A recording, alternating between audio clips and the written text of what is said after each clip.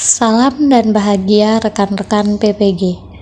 Kami dari kelompok 3 akan memaparkan hasil diskusi kelompok kami tentang problematika penerapan kerangka UBD di lembaga formal. Di sini kami sebagai wakakurikulum.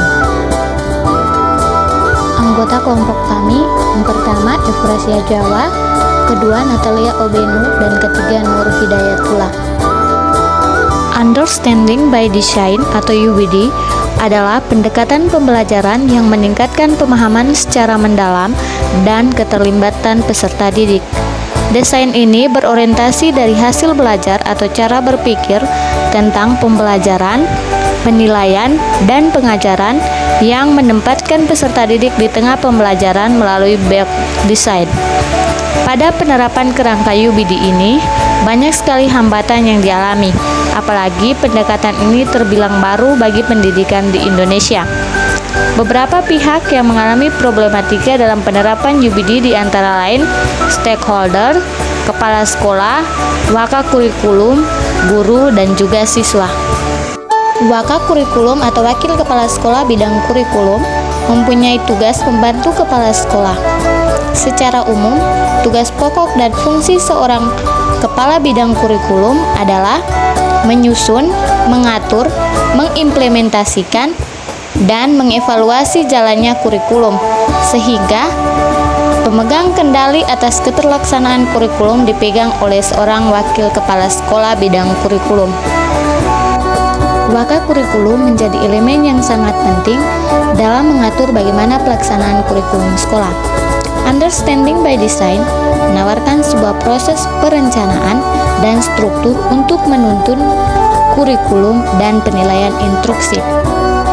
Ada dua ide kunci dari UBD, yakni fokus dalam pengajaran dan transfer belajar, dan yang kedua, kerangka kurikulum terbalik. Problematika dan permasalahan wakakurikulum terhadap penerapan kurikulum menggunakan kerangka UBD adalah: yang pertama, kesulitan dalam pengembangan pembelajaran. Menyusun unit pembelajaran yang sesuai dengan prinsip-prinsip UBD bisa menjadi tugas yang menantang. Kesulitan dalam mengadaptasi UBD dengan kurikulum nasional dan kebijakan yang berlaku.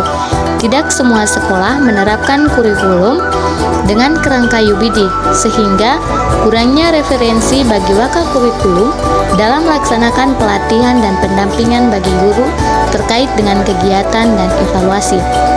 Yang kedua, penilaian yang konsisten. Menentukan kriteria penilaian yang konsisten dan relevan dengan tujuan pembelajaran UBD bisa memerlukan waktu dan keahlian yang cukup. Yang ketiga, keterlibatan guru. Memastikan semua guru terlibat aktif dalam merancang dan melaksanakan unit pembelajaran sesuai dengan UBD.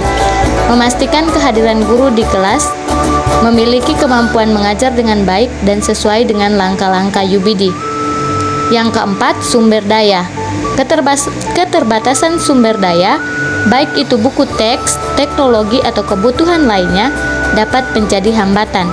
Keterbatasan waktu dan tenaga, karena wakakurikulum juga memiliki tugas utama, yaitu mengajar, yang menjadi kendala dalam memberikan pembinaan dan pendampingan kepada guru dalam penerapan kerangka UBD, serta membutuhkan waktu luang dalam mengawasi efektif atau tidaknya penerapan kerangka UBD dalam proses pembelajaran. Yang kelima, evaluasi implementasi. Memantau dan mengevaluasi aktivitas penerapan UBD untuk memastikan pencapaian tujuan pembelajaran. Yang keenam, pemahaman guru terhadap UBD. Dalam mengembangkan program sekolah, harus dipastikan wakakurikulum sudah memiliki pemahaman penerapan kurikulum menggunakan kerangka UBD secara baik sehingga dapat meningkatkan pemahaman guru. Tantangan adalah kemampuan guru dalam memahami konsep baru, pastinya berbeda-beda sehingga diperlukan kesabaran. Selanjutnya, solusi terhadap problematika dan permasalahan wakakurikulum dalam menerapkan kurikulum menggunakan kerangka UBD. Yang pertama, dalam meningkatkan pemahaman terhadap kurikulum dengan kerangka UBD, wakakurikulum perlu melakukan berbagai macam upaya seperti sosialisasi, pelatihan, workshop, dan pendampingan. Yang kedua, Waka kurikulum bersama tim dapat melakukan analisis pembanding antara UBD dengan kurikulum nasional dan kebijakan yang berlaku.